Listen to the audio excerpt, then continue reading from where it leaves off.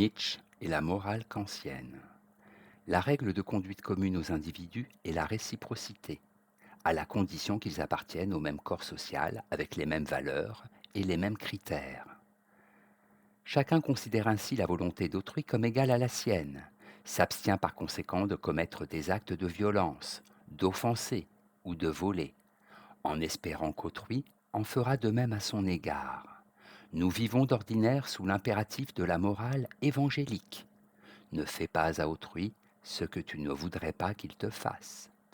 Cependant, il faut considérer que ce principe établi au fondement de la vie sociale est une négation de la vie, un principe de décadence et de dissolution. Vivre, c'est essentiellement dépouiller, blesser, violenter le faible et l'étranger, l'opprimer, lui imposer durement ses formes propres, l'assimiler ou tout au moins l'exploiter. L'essence de la vie est la volonté de puissance, absolue et démesurée.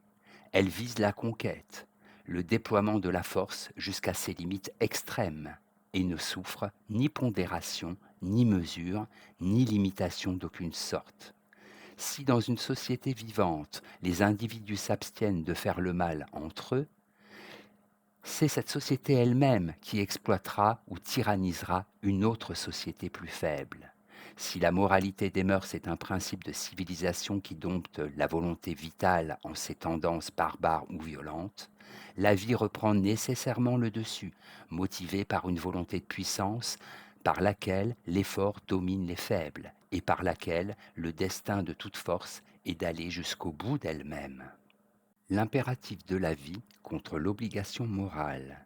Nietzsche, dans Aurore, décèle sous l'obligation kantienne du devoir l'expression d'une cruauté ascétique.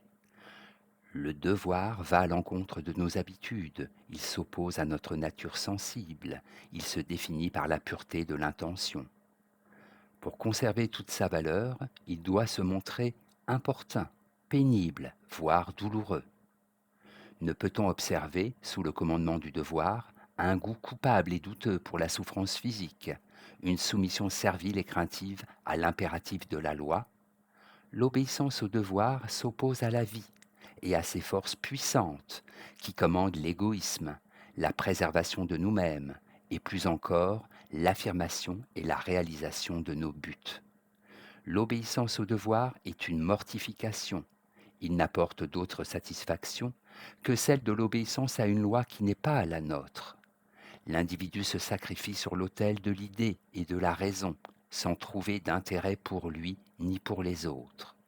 Nietzsche écrit : une vertu est nuisible quand elle ne tient qu'à un sentiment de respect pour l'idée de vertu, comme le voulait Kant.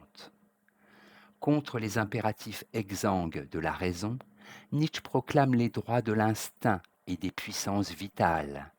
L'être humain vise l'affirmation de sa subjectivité et non la soumission à une loi universelle. Le devoir moral et l'obéissance sont les signes infaillibles d'un déclin et d'une décadence.